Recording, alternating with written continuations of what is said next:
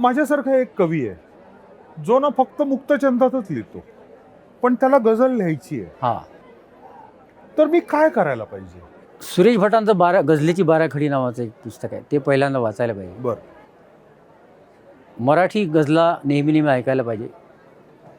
मराठीतले चांगले जे गझलकार आहे, इलाही जमादार आहेत किंवा बरेच लोक आहेत, तर ते आपण वाचले पाहिजे.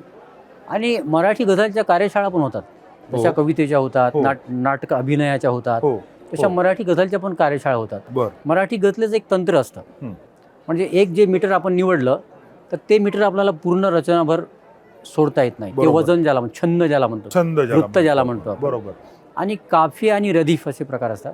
काफियामध्ये अलामत असते. आता मी तुम्हाला सांगतो की केले हजार वादे, केले हजार वादे आणि पक्षपात केला. आणि पक्षपात केला. हा, केले हजार वादे आणि पक्षपात केला, माझ्याच माणसांनी माझाच घात केला. है ना. तो पक्षपात आणि घात हे काफी आहेत. म्हणजे पक्षपात रायमिंग आहेत.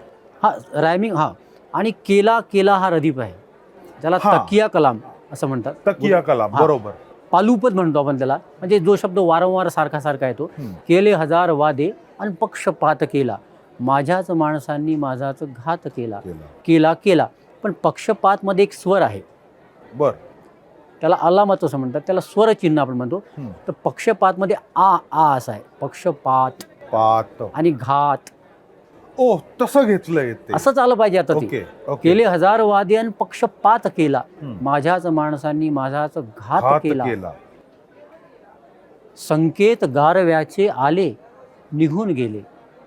संकेत गारव्याचे आले निघून गेले. संसार राहिलेला मी विस्तवात केला. आणि ओठावरी तुझ्या मी अंगार पेटविली. क्या बात. संगीन हा गुन्हाही भर पावसात केला. क्या बात आहे, क्या बात आहे. तर घात, पक्षपात, पावसात, विस्तवात. विसरून जा म्हणाली, आली निघून गेली. गझल म्हणजे बोलणं आहे. म्हणजे गझलची व्याख्या करायचं झालं तर गझल हा संवाद आहे. ओके. परंतु काव्यात्मक पद्धतीनं आणि वजनात बोलणं म्हणजे गझल. तर आली, विसरून जा म्हणाली, आली निघून गेली. इतका कठीण निर्णय एका क्षणात केला. केले हजार वादे आणि पक्षपात केला, माझ्याच माणसांनी माझाच. तर तुम्ही आरामात शिकू शकता. तुम्ही गझलकार होण्यासाठी सगळ्यात मोठी कंडिशन आहे तुम्ही चांगला कवी असणं. खरं. आणि तुम्ही कवी आहात तर तुम्ही लिहिता येईल गझल. काय टेक्निक आहे, थोडंसं आलं की झालं. थोडं टेक्निकल आहे. थोडं टेक्निकल आहे. पण त्याच्यामध्ये एक धोका पण आहे. हा, धोका असा आहे की नवीन नवीन टेक्निक शिकायला जातो ना आपण, तर तंत्र शरणता येते त्याच्यामध्ये. मग तंत्र शरणता येते म्हणजे काय?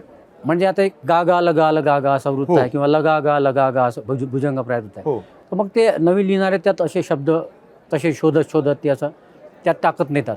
मग त्याच्यामध्ये आशय जाण्याची शक्यता असते. मग त्याच्यामध्ये तांत्रिक फक्त ते असा ढाचा किंवा सापळा होण्याची शक्यता असते. म्हणजे टेक्निकली ती खूप अप्रोप्रिएट आहे, परंतु आशय आणि कविता त्यातली मरून आहे. वीक नाही आहे ती खबरदारी लिहिणाऱ्याने घ्यायची आहे. बर. की तंत्र शिकताना त्यात तंत्र शरणता येऊ नये, त्यातली कविता जिवंत असली पाहिजे, त्यातला दर्जा जिवंत असला पाहिजे.